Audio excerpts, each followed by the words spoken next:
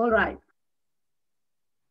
I'd like to extend a very warm welcome to Julian Burnside. And I'm really happy to introduce you, Julian. Julian William Kennedy Burnside, AOQC, is an Australian barrister, human rights and refugee advocate, and author. He practices principally in commercial litigation, trade practices, and administration law. He is known for his staunch opposition to the mandatory detention of asylum seekers and has provided legal counsel in a wide variety of high-profile cases. Julian was admitted as a barrister of the Supreme Court of Victoria in 1976 and appointed a Queen's Counsel in 1989. He was made an Officer of the Order of Australia in 2009 for service as a human rights advocate, particularly for refugees and asylum seekers, to the arts as a patron and fundraiser, and to the law. He has appeared in many significant commercial cases, in particular takeover cases and trade practices. In 1998, Julian acted for the Maritime Union of Australia in its battle with Patrick Corporation during the 1998 Australian waterfront dispute, one of Australia's most severe and longest industrial relations controversies. The matter went to the High Court of Australia, which eventually found in favor of the Union. Julian describes this case as one of the most memorable and has stated that it convinced him that the survival of reasonable and responsible union representation is crucial if there is to be justice in the workplace. From the late 1990s onwards, Julian began to undertake more and more pro bono legal work on a range of human rights related issues. He acted for Victoria's chief civil liberties organization in an action against the Australian government over the Tempur affair and vehemently criticized John Howard's government for its mandatory detention of asylum seekers arriving in Australia. With his wife, artist Kate Durham, Julian set up spare rooms for refugees and spare lawyers for refugees programs which provide free accommodation and legal representation for refugees in Australia. Julian also acted in several major cases on behalf of Indigenous Australians. Most notably, he acted for Bruce Rivoro, a member of the Indigenous Stolen Generation, in which Rivoro sued the South Australian government for having removed him from his parents. For the first time in the Australian legal history, an Australian government was found liable for such conduct, and the court awarded $500,000 in damages to Mr. Rivoro. 2004, Julian was awarded the Human Rights Law Award by the Human Rights and Equal Opportunity Commission and sponsored by the Law Council of Australia for his pro bono legal work for asylum seekers and for his work in establishing spare lawyers for refugees. In 2004, he was elected an Australian Living Treasure. 2006, he was inducted as an honorary member of the Monash University Golden Key Society. 2007, he received the Australian Peace Prize from the Peace Organisation of Australia. And in 2014, the Sydney Peace Prize from the Sydney Peace Foundation. Finally, Julian has also written several successful publications on law, human rights, and philology.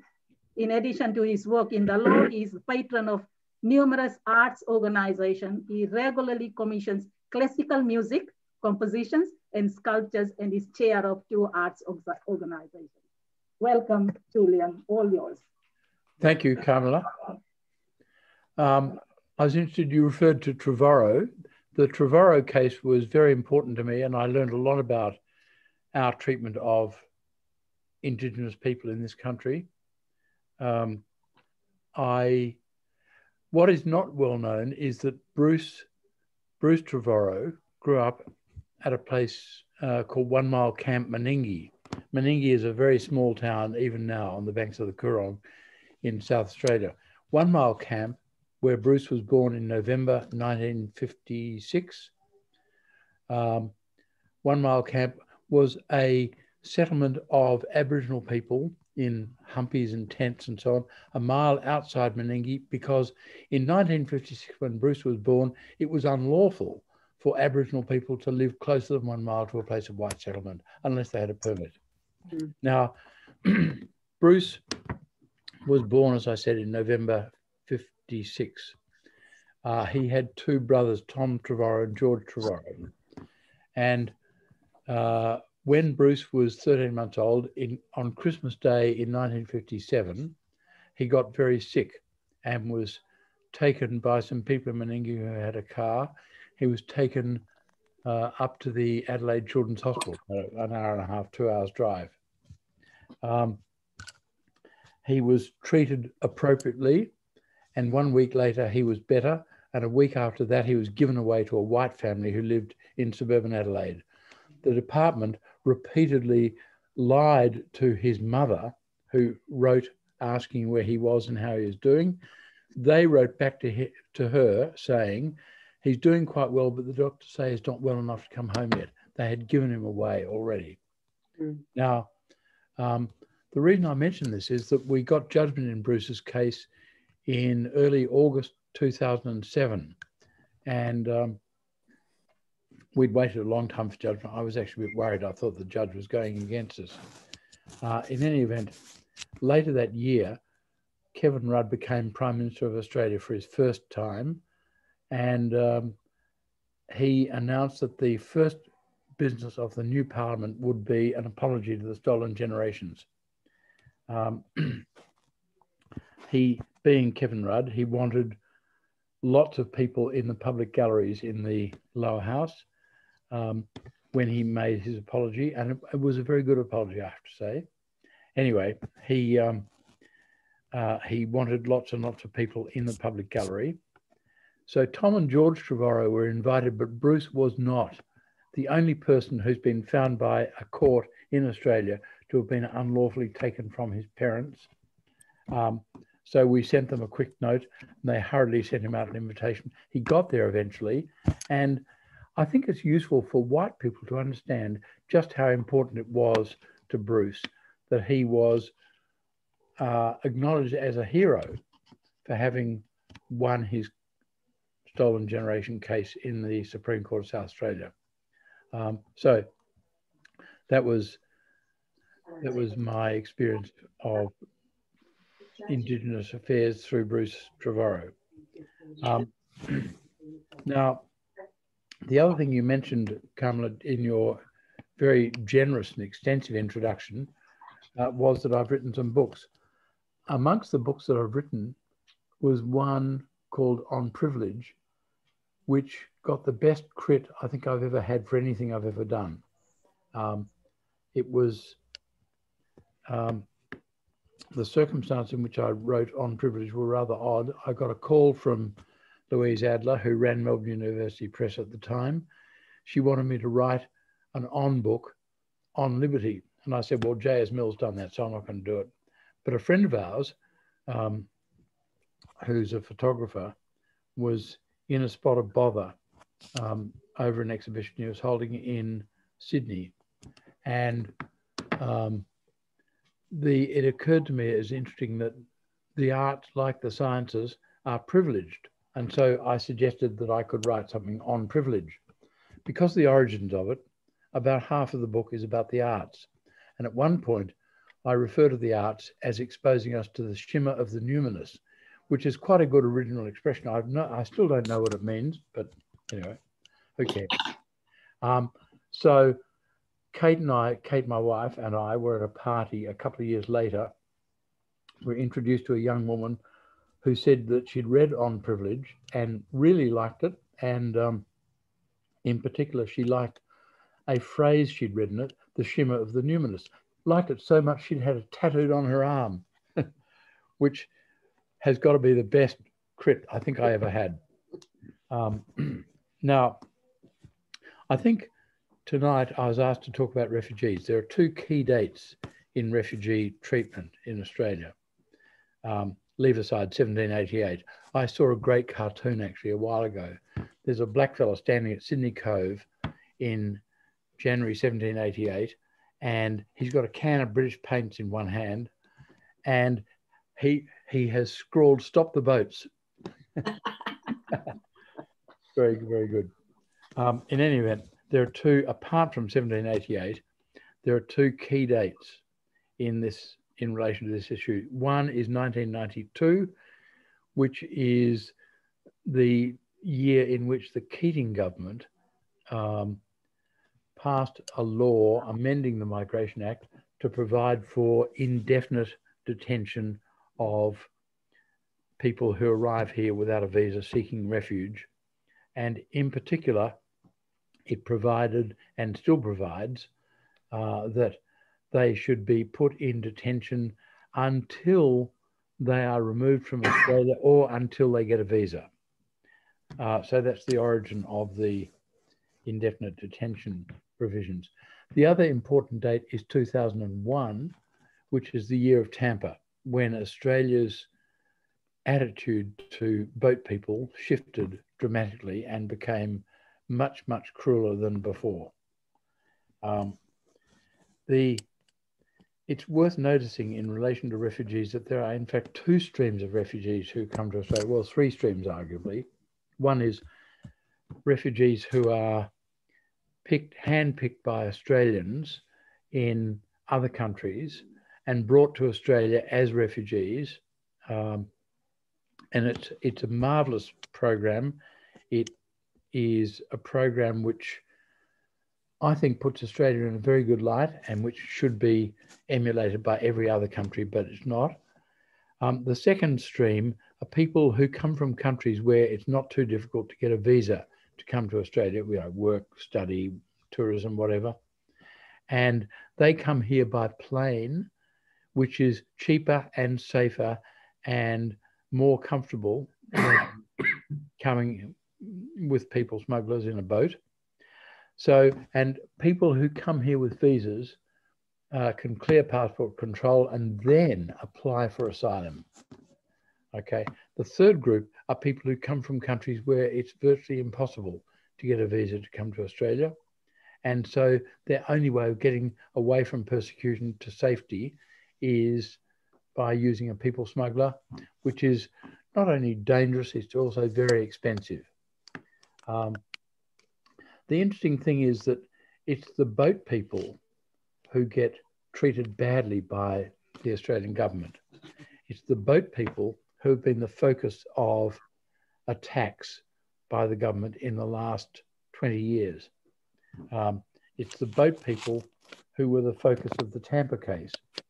The Tampa, for those of you who don't remember, the Tampa was a Norwegian cargo ship which was travelling across the top of Australia from west to east.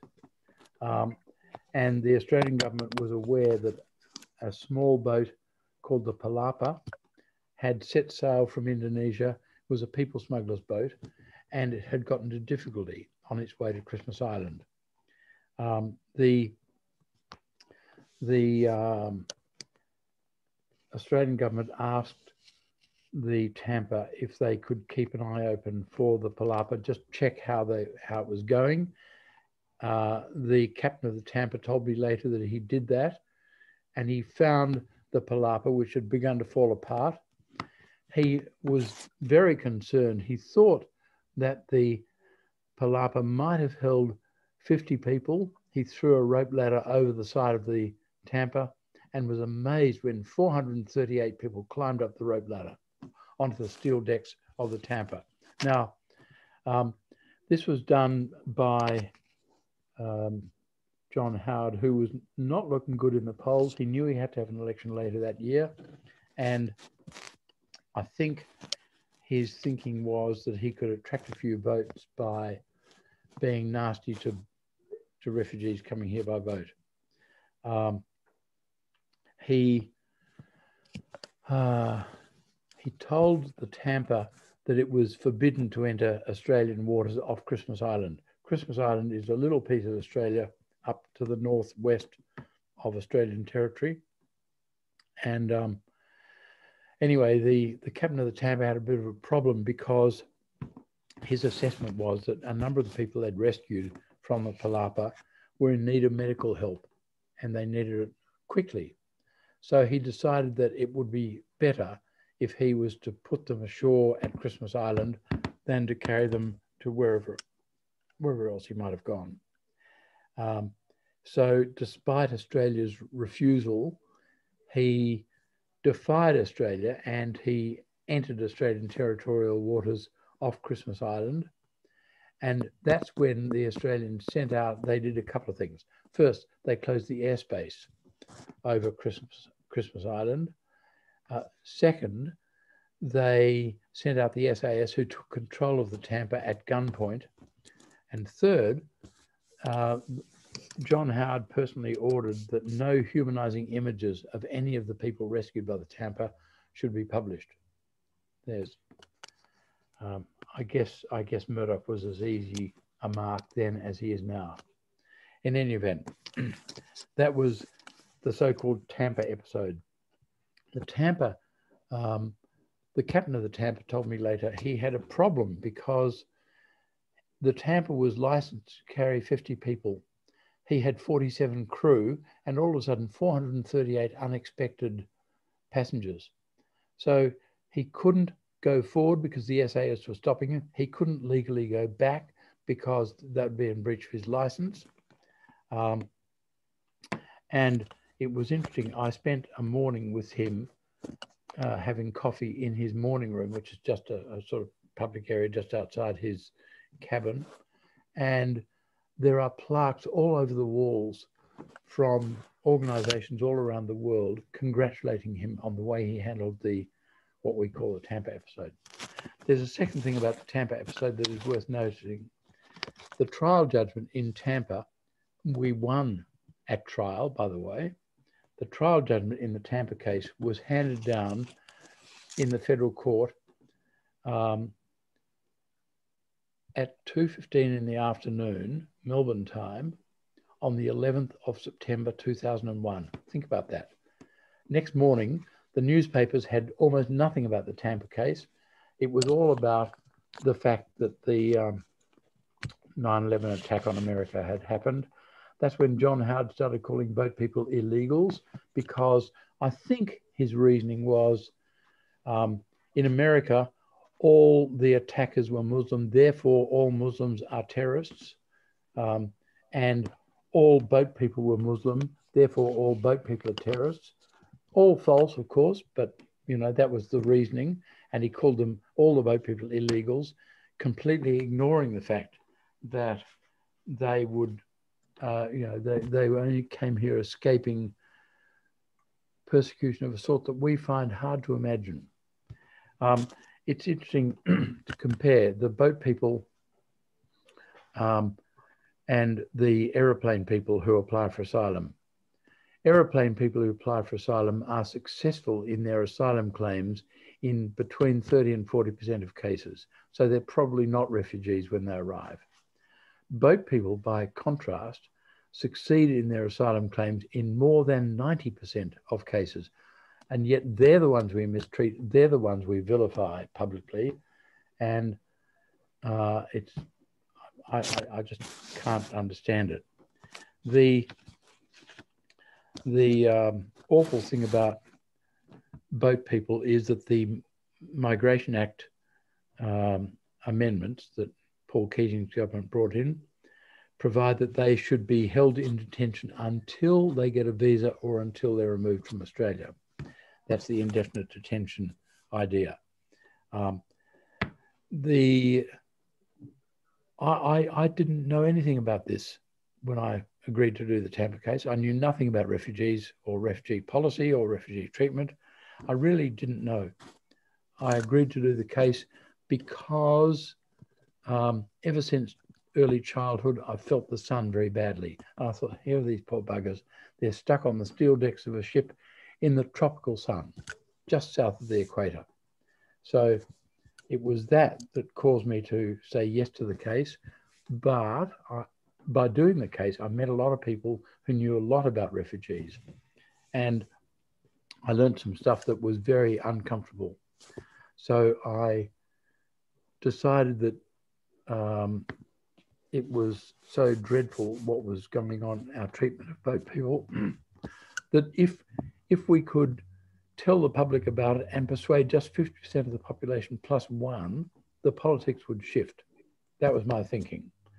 And as an indication of how hopeless I am at politics, I thought that it would take maybe 6 months to get that shift.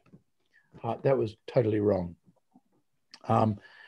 In parallel with this, Kate was very, very distressed by the Tampa episode. She said, this is just not what Australians do. She said, you know, most Australian houses have got a spare room, and what we should do is set up spare rooms for refugees. The idea being that people would offer free accommodation in their spare room for people who are refugees. I said to her, well, look, if we're going to try and encourage people to do that, we've got to lead by example. And so from late 2001, we've had refugees living at home with us. And it's been a very, very interesting and instructive way of learning about refugees. I would strongly recommend it. If any of you think refugees are a bad idea, meet some. Just meet some. What is fascinating is that the people who are most opposed to the proper treatment of refugees tend never to have met any, and they tend to live in areas where they do not meet many refugees. I was in Tasmania once a few years ago. I was giving a speech at the Hobart University, and in answer to someone's question, I just came up with an idea, and the idea was simple. It was that that Tasmania could be declared a place of detention, and there's good historical precedent for that, and that all refugees who arrive in Australia as boat people could be sent down to Tasmania where they could live in the community, because if the whole place is a place of detention, well, it follows that they'd be able to live there in the community, and that for their trouble, the Tasmanian government would be thrown $1 million a year by the federal government. The interesting thing was, I was contacted by Lara Giddings, who was the Premier of Tasmania at the time. She loved the idea. The criticism of the idea came mostly from the western suburbs of Sydney. So figure that out. Anyway, because I took the view that I was never going to accept money from a refugee for doing work for them, I found myself doing a lot of quite interesting refugee cases.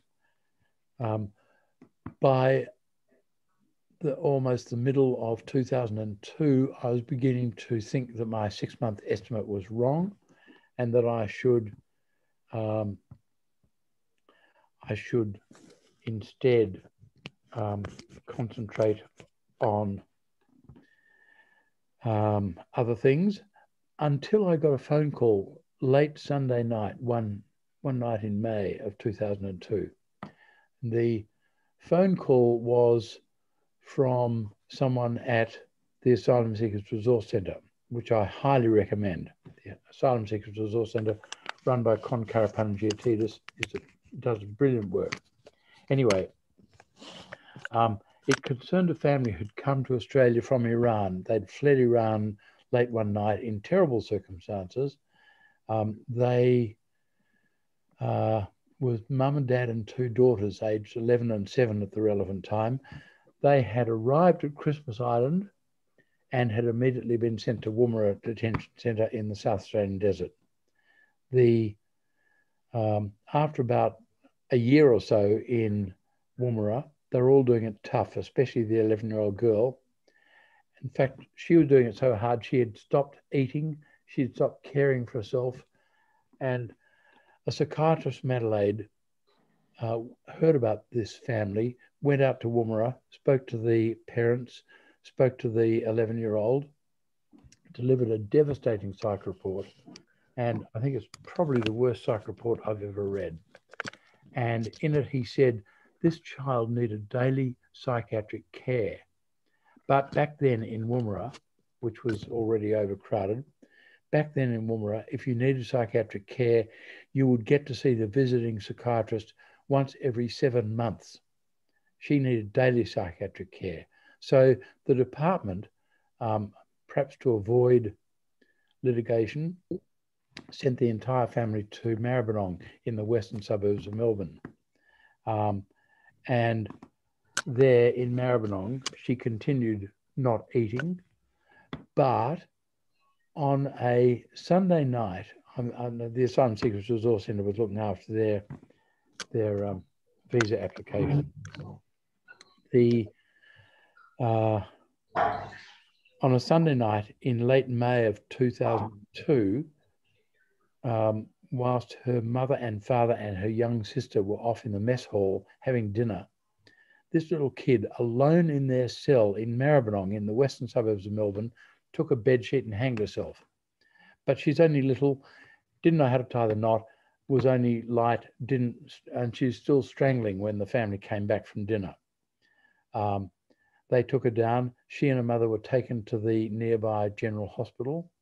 They were in the company of 2 ACM guards, not because it would, I don't think they had 2 guards because they were fearful that the kid would make a run for it, but because as a matter of legal analysis, it meant they were still in immigration detention.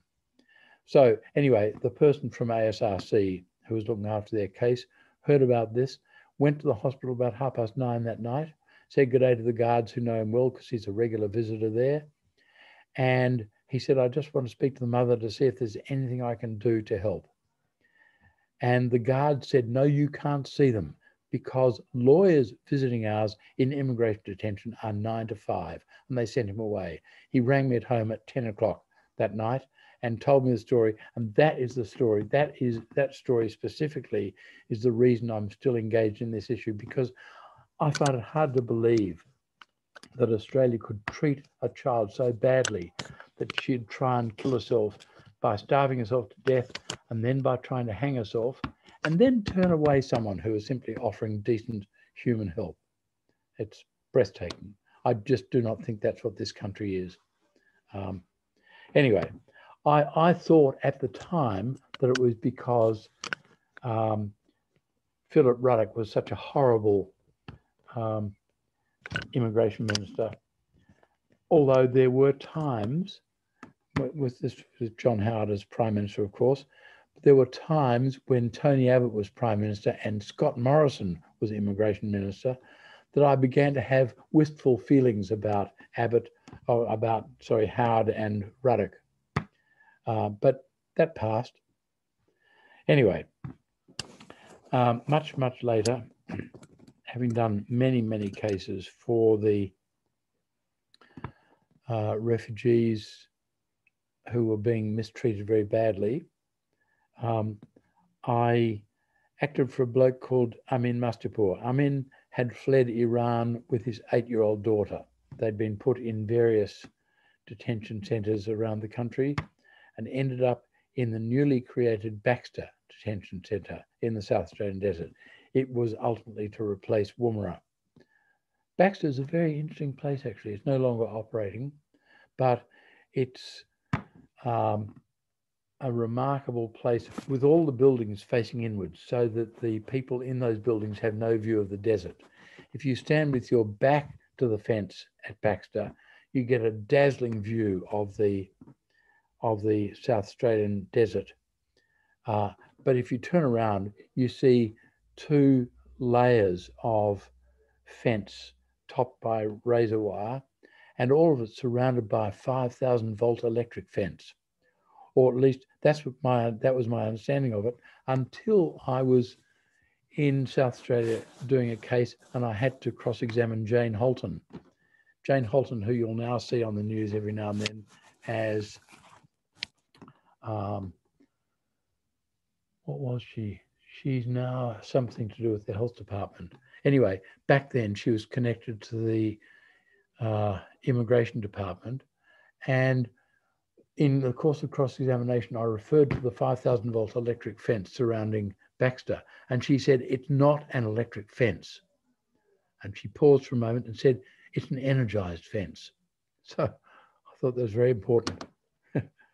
Just imagine a 5,000-volt energized fence, and you've got a public servant who's willing to draw that distinction. Anyway, Amin Mustapur and his daughter were in Baxter, and there's a knock on the door, and I think they're ACM still, 5 ACM guards barged in and ordered him to strip. Now, apart from the cultural difficulty associated with that, his 8-year-old daughter is in the room, and so he refused to strip. They roughed him up, searched him physically, because they thought he had a cigarette lighter, which for a person who's not committed an offence is a dreadful thing. He was dragged out of their room, and the only video footage we managed to get when I started doing the case was footage of the area between their building and the management unit. They were he was being taken to the management unit by these 5 guards. The only footage we got was footage of his daughter throwing herself on the back of one of the guards, trying to stop him from taking her father away. Anyway, he got put in the management unit, which is a horrible place in Baxter, designed and built for the Howard government. There are 13 solitary confinement cells in the management unit. They're all bare concrete walls, bare concrete floors and ceilings, no TV, no radio, nothing to read, nothing to write with, no distraction whatever, and no privacy because you're video monitored 24 hours a day. And in order to make the video monitoring work, the lights are on 24 hours a day.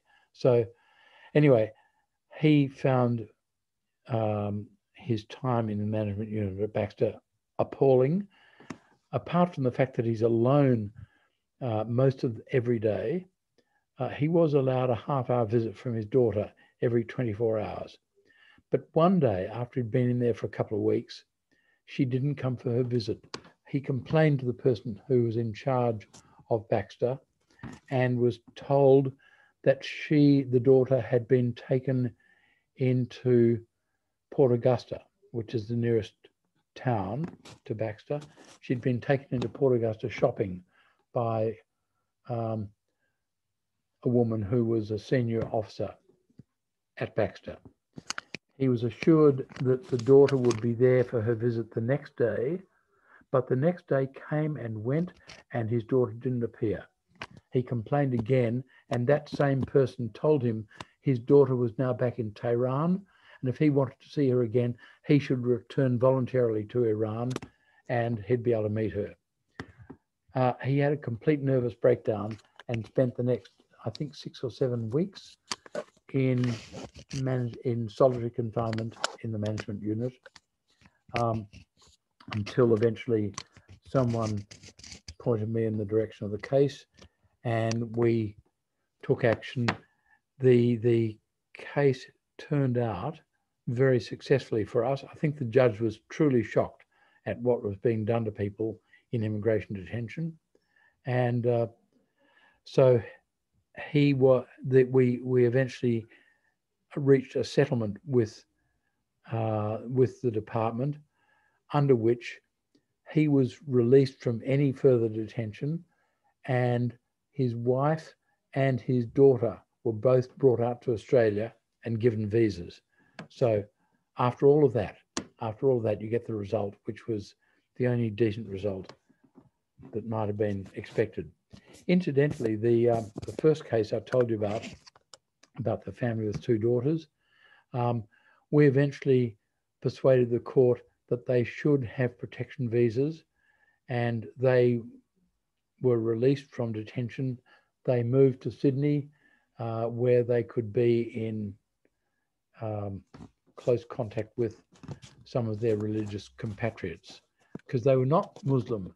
They were followers of St. John the Baptist, as I recall, and the only non-trivial sized group of that religion was in Sydney. So they moved to Sydney. Maybe they're in lockdown at the moment, I don't know. The idea of indefinite detention is something which many people in Australia do not think about or don't understand. indefinite detention means literally what it says.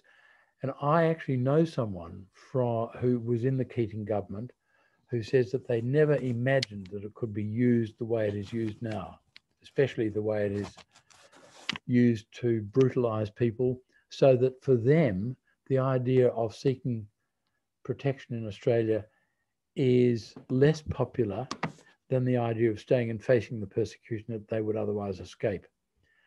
I was interested quite early on. I got a letter from a bloke I'd been helping who said in his letter, "In my country, they kill you quickly. In Australia, they kill you slowly." Not the sort of world reputation we'd really want to get. Anyway, there was a case recently decided in the federal court called AJL 20, because all the refugee cases, the individuals involved get these pseudonyms given to them.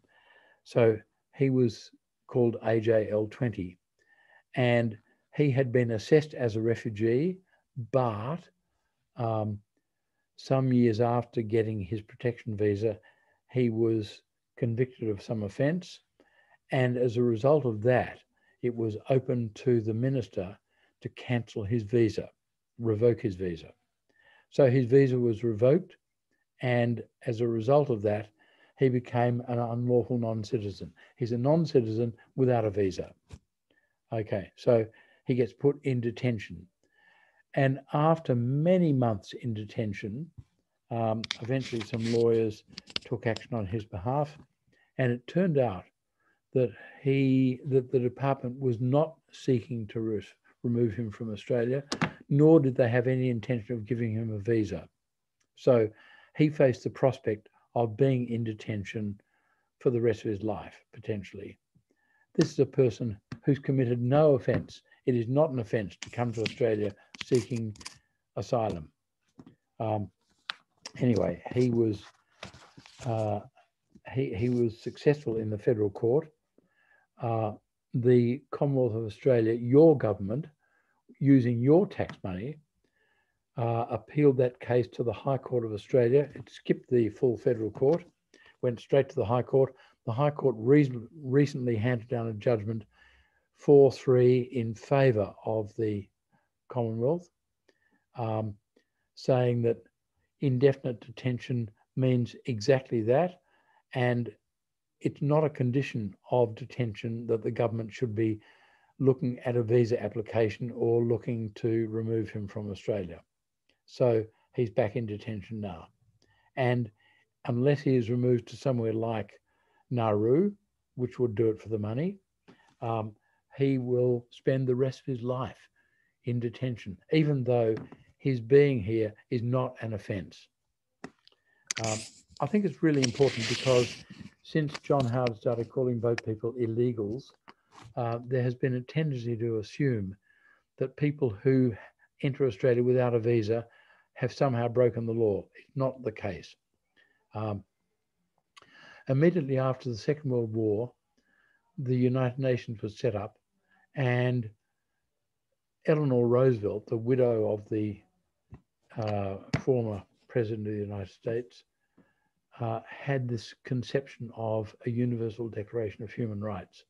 And so she spent several years working on a Universal Declaration of Human Rights, and she got help from a number of countries, including especially Australia.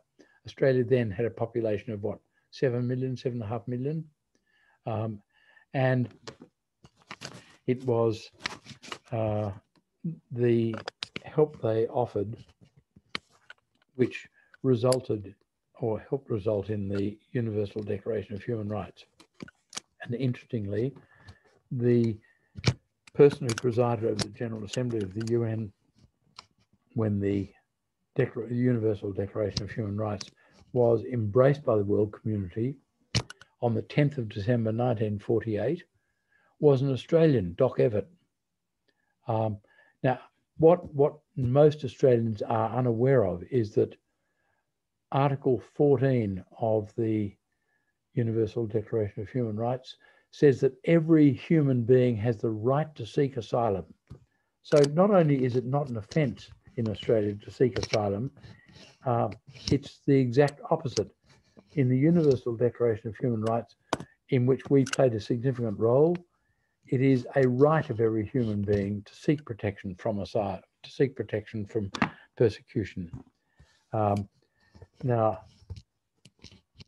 seeking asylum is the expression we use for people who come to another country asking to be protected from persecution.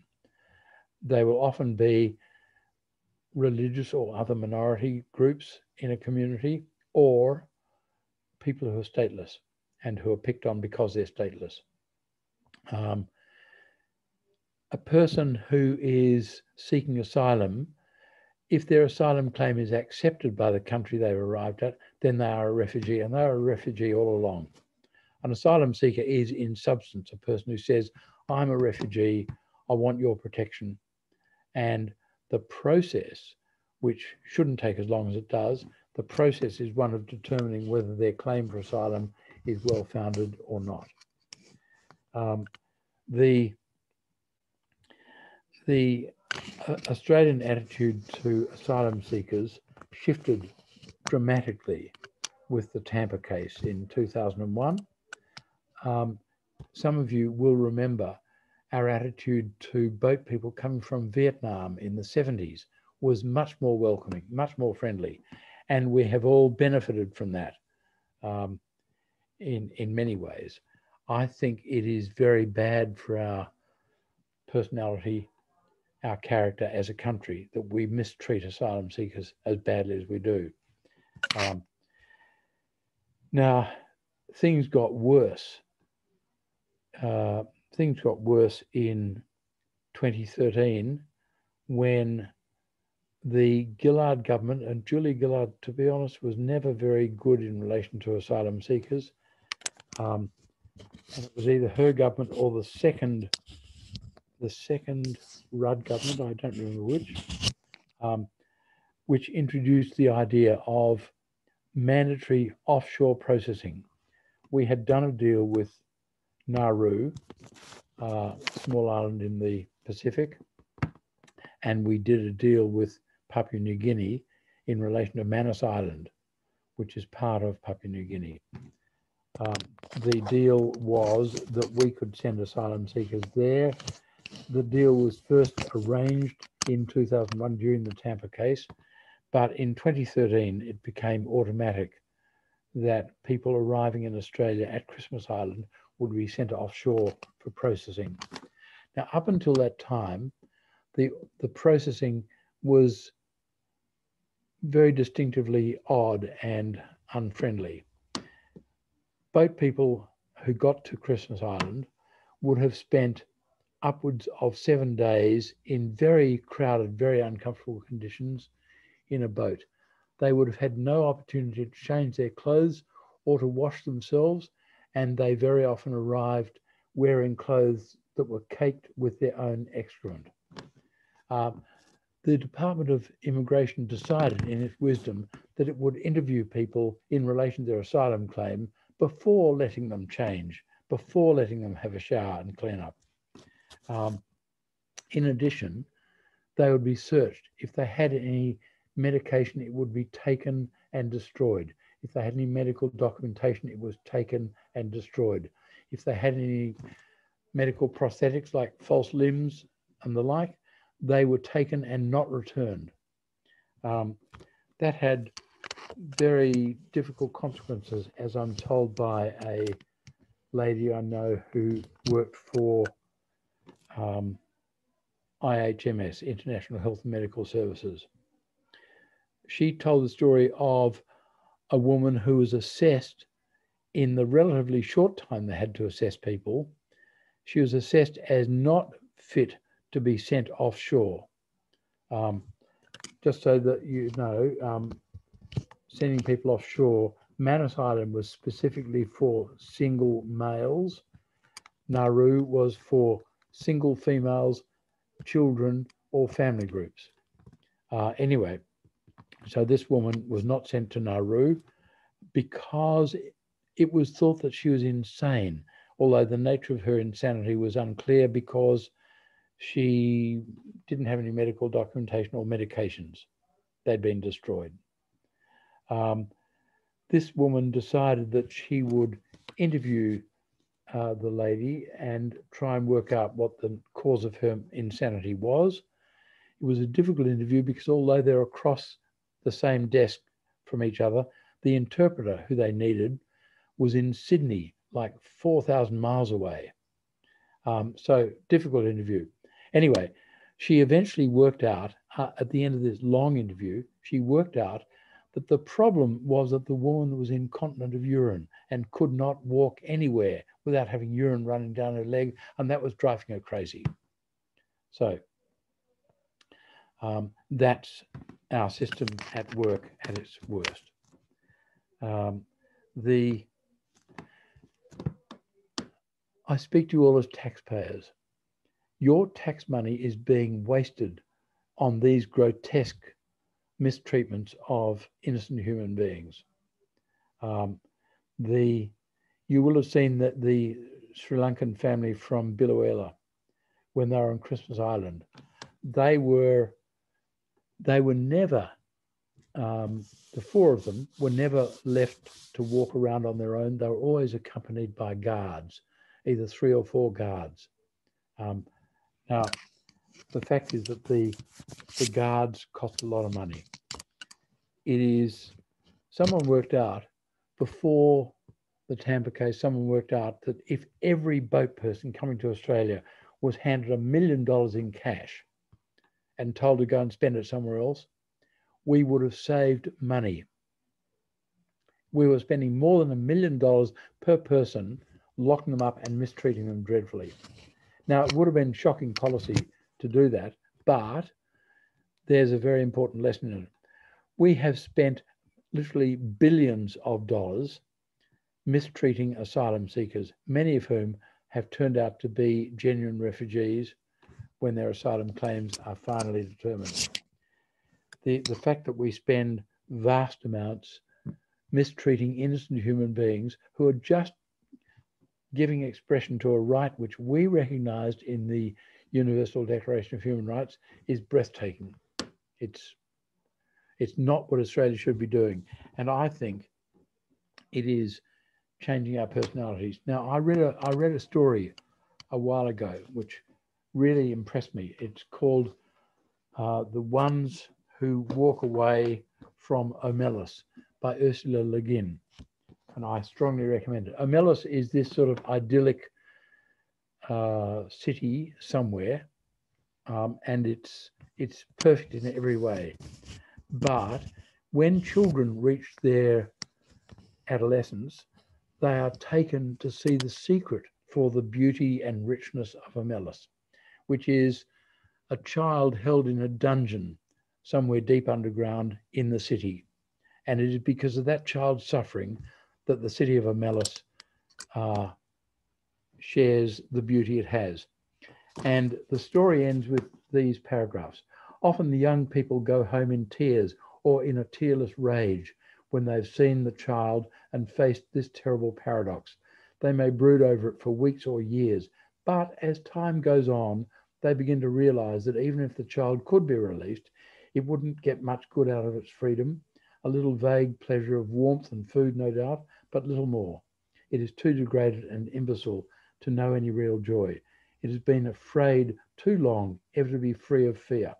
Its habits are too uncouth for it to respond to humane treatment. Indeed, after so long, it would probably be wretched without walls about it to protect it, and darkness for its eyes, and its only excrement to sit in. Their tears at the bitter injustice dry when they begin to perceive the terrible justice of reality and to accept it. Yet it is their tears and anger, the trying of their generosity and the acceptance of their helplessness, which are perhaps the true source of the splendor of their lives. Theirs is no vapid, irresponsible happiness. They know that they, like the child, are not free. They know compassion. It is the evidence of the child. It's the existence of the child. And their knowledge of its existence that makes possible the nobility of their architecture, the poignancy of their music, the profundity of their science. It is because of the child that they are so gentle with children. Now, do you believe in them? Are they not more credible? But there is one more thing to tell, and this is quite incredible. At times, one of the adolescent girls or boys who go to see the child does not go home to weep or rage, does not in fact go home at all. Sometimes also a man or woman much older falls silent for a day or two and then leaves home. These people go out in the street and walk down the street alone. They keep walking and walk straight out of the city of Amelis through the beautiful gates. They keep walking across the farmlands of Amelis. Each one goes alone, youth or girl, man or woman. Night falls, the traveller must pass down village streets between the houses with yellow lit windows and on out into the darkness of the fields. Each alone they go west or north toward the mountains. They go on, they leave Amelis. They walk ahead into the darkness. They do not come back. The place they go towards is a place even less imaginable to most of us than the city of happiness. I cannot describe it at all. It is possible that it doesn't exist, but they seem to know where they are going, the ones who walk away from Amelis. I think that captures it really, really well. It's astonishing.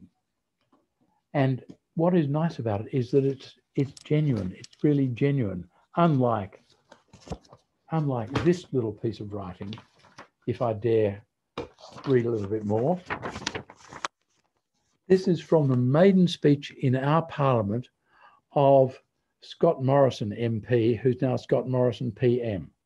You may have formed the impression that I detest him as a politician. I do. I think he's the worst politician we've ever seen in this country. So what values do I derive from my faith? He said in his maiden speech. My answer comes from Jeremiah chapter 9, verse 24. Quote, I am the Lord who exercises loving kindness, justice, and righteousness on earth, for I delight in these things, declares the Lord. That's the end of the quote. From my faith, I derive the values of loving kindness, justice, and righteousness, to act with compassion and kindness, acknowledging our common humanity, and to consider the welfare of others, to fight for a fair go for everyone, to fulfill their human potential, and to remove whatever unjust obstacles stand in their way, including diminishing their personal responsibility for their own well-being, and to do what is right, to respect the rule of law, the sanctity of human life, and the moral integrity of marriage and the family. We must recognize an unchanging and absolute standard of what is good and what is evil. Desmond Tutu put it this way, quote, we expect Christians to be those who stand up for the truth, to stand up for justice, to stand on the side of the poor and the hungry, the homeless and the naked. And when that happens, then Christians will be trustworthy, believable witnesses. End of quote. And he goes on and concludes by saying, these are my principles. Well, it's good that he said it, because you wouldn't have guessed it from watching the way he behaves. I don't think I've ever seen a minister who can be so brutal in relation to human beings as he is to refugees. It's breathtaking. Don't think I need to. No, I don't need to talk about that. So here we have, I think it's important to recognise that in the future, although his turn-back policy, his policy of exaggerated cruelty to boat people, has achieved his desired result, that people no longer try and seek asylum in Australia. He may be unaware of the fact, in fact, he's never said anything about the consequences of climate change in Australia. Climate change across the globe, probably the first global threat to the existence of the human species that we have ever faced as a species. He does not seem to have worked out that climate change is going to cause many people in Australia, in the world, to find their countries unlivable. People, especially in places like Bangladesh, are going to find it incredibly difficult to survive, to have a worthwhile living, a living that is supportable. They will look for somewhere else where they can be. If they come to Australia, they will not be refugees according to the international definition or according to our definition. They'll be just people looking for a livable life, not people escaping persecution. What are we going to do with them? Are we going to ignore them and turn them aside? Are we going to turn them away and pretend that they can survive somewhere else? Or are we going to acknowledge that these people, although they're not refugees, nevertheless are suffering because of the contribution that Australia, in part, is making to the phenomenon of climate change? I don't know. I don't know the answer to that. But I really, really hope that with the help of people like you, we will eventually develop the attitude in this country that we can do a lot better than we're doing, that we can treat human beings decently, that we can treat them the way we would wish to be treated if we were in their shoes. And that's ultimately the test we have to satisfy, in my opinion. So anyway, I've now spoken for longer than I should have. So if anyone has any questions, I'd be happy to try and answer them. Can you all please write to the chat group, or how do you like, Heather, to have the question and answers? I think it's best if people just, if you unmute everyone, if people just speak their questions rather than my trying to read them off the chat thingo. Julian, hi, it's Brian Little. I'm currently the mayor of Monash, and just 2 days ago, I was part of a mayoral task force group talking about a mayoral task force that was put together in 2018 to respond to the Morrison government's reduction in the SRSS grants. So, you know, the Status Resolution Support Services, which is like a minimal level of payment that goes out to people in our community who are refugees and who are struggling to find work. And it's even less than job seeker, but it was enough to keep a lot of them sort of surviving. They cut that by, well, they've now cut it by, I think, something in the order of 3/4. So the number of people who now get the SRSS is very small indeed. And it's so angered and frustrated a number of mayors around the place that we put together a task force to lobby to try and get some recognition of people already within our community who are now suffering because of the Scott Morrison's policies. And these are people who are recognised refugees within our community. Yeah, well, I agree with that. And Brian, let me say, I think that Monash and Dandenong and Narre Warren councils do a fantastic job. They get a lot of refugees, and they now have some of the most diverse populations anywhere on the globe, and it's to their great credit and to their great benefit. So I'm really, really delighted that you're part of this and that you understand the problems that people who get the inadequate financial support suffer. So thank you. Anybody else has a question, please? I have got a question, Siti. Can you hear me? I think Jim has his hand up. Kamla or Jim? Okay, let Jim ask and then I'll go ahead. Jim's on mute. Yeah, Jim, you're on mute.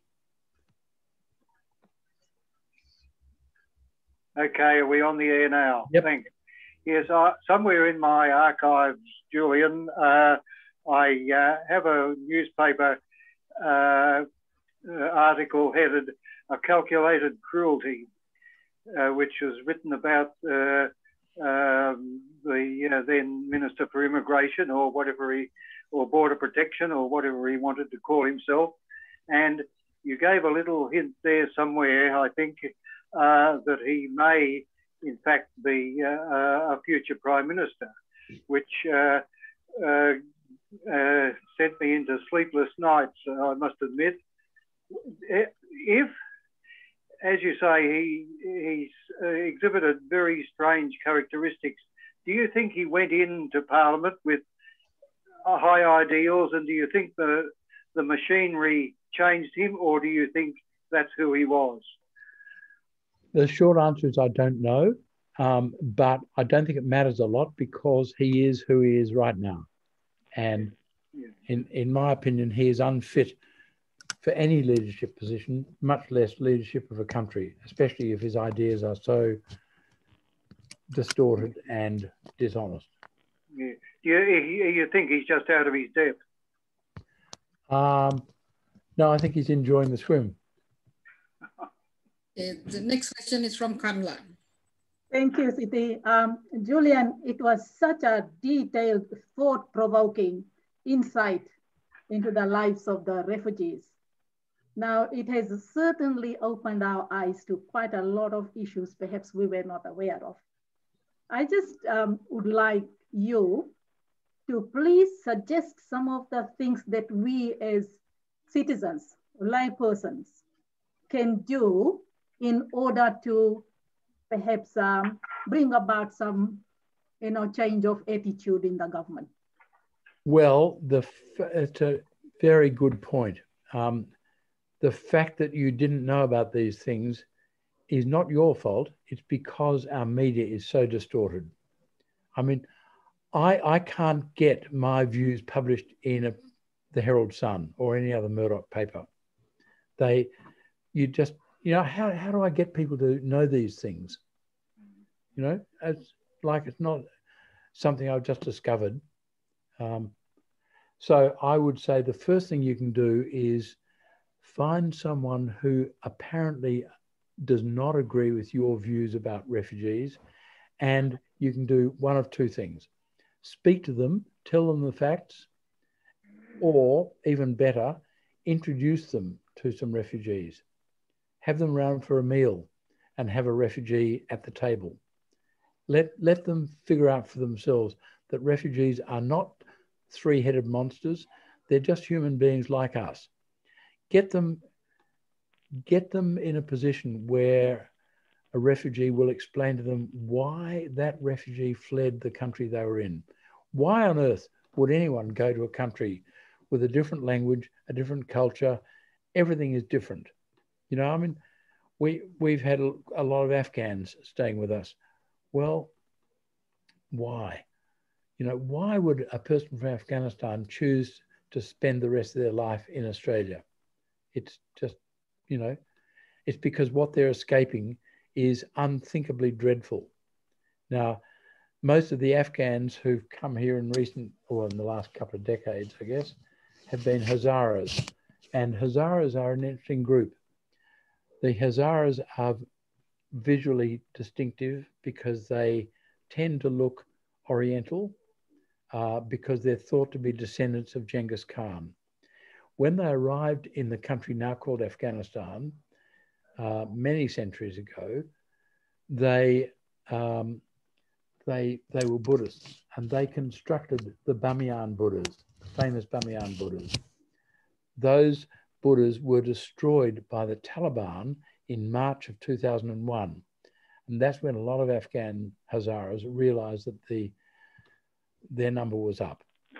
So they have fled to Australia. And we've seen in recent times how the Taliban, with the removal from Afghanistan of the American and Australian and other forces, the Taliban are really taking control, and the Hazaras are being treated very badly. So try and introduce your colleague, I won't say friends, but introduce them to some Hazara Afghans or people, Kurds who fled because of the way they were being treated. The fact is that most Australians have no idea at all why anyone would want to flee their country. And if they don't agree with you, you can explain to them the sort of stuff that I would tell them if I had a chance. But I don't. Most of the people I meet tend to agree with me already or say they do. And I accept that they Thank you. do. Yeah. Thank you. We got time for one more question, please. Hi, Julian. Thanks for the just discussion today. It's not often that I've been working in this area now as part of Dandenong Council for quite a long time, and just listening to you, like I know about the issues, but just listening to the way you spoke about those issues just made it even more kind of raw. And adding on to Brian Little, who spoke about the mayoral task force. We've been, as an officer for Greater Dandenong, I've been working in that mayoral task force area for 3 years now. And I was just wanting to ask, we have framed this issue in so many different ways to engage with the federal government about those SRSS cuts and providing people with greater support when they're living in the community. I was just wondering, coming up to the next election, do you have any sort of ideas or maybe tips on how we could possibly frame this issue, that we could actually have coalition ministers meet with us to discuss it? I mean, we've had success with Labor and Greens and a few other minor and independent MPs, but with the coalition, we just do not have any success in even being able to discuss these issues with them. I must say, Marek, I'm surprised to hear that you've had success with Labor, because Labor's policy in relation to asylum seekers is as bad as the coalition. I do agree with that. The only success, I think, we've had success with Daniel Andrews releasing maybe additional funding for people seeking asylum, so state Labor. And I know that when we were approaching the last election, Labor did say that as part of their election platform, they would reinstate that SRSS program to what it was pre the cuts to it. But and I mean, that is limited success.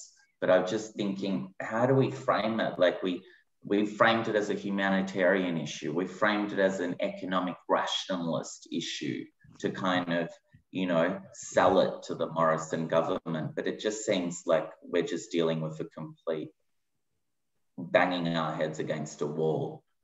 And at times you kind of... Look, coalition members do not speak to me, so yeah, I'm probably the worst person to try and how to persuade them. Yeah, You need to speak to human beings. Yeah, yeah. And maybe you need to persuade them that they should look at it like human beings. Try and put them in the footsteps of someone who has sought asylum. Get some really detailed asylum seeker stories, and just ask them what they would do if they were faced with those facts. Yeah, yeah. Empathy is a very, very powerful emotion. Yeah, yeah. And Greater Dandenong understands this. So keep at it. Yeah. Great. Thanks, Julian. Okay. Thanks, Julian. Michael has his hand. On behalf of our team, Julian, what an inspiring speech you gave us. It's not only inspiring, sir, it was educational as well.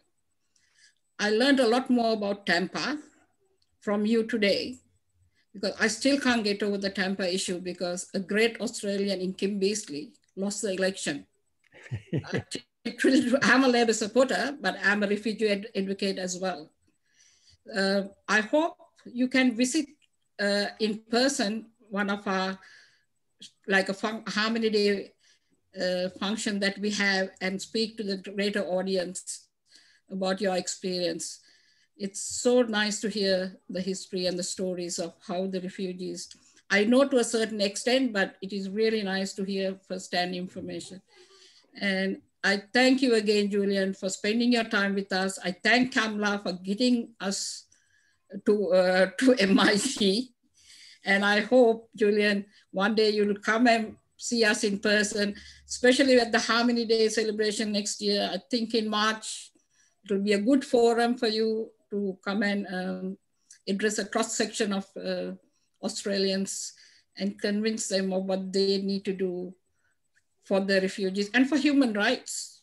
I was a union organizer, and for the human rights, what you're fighting for.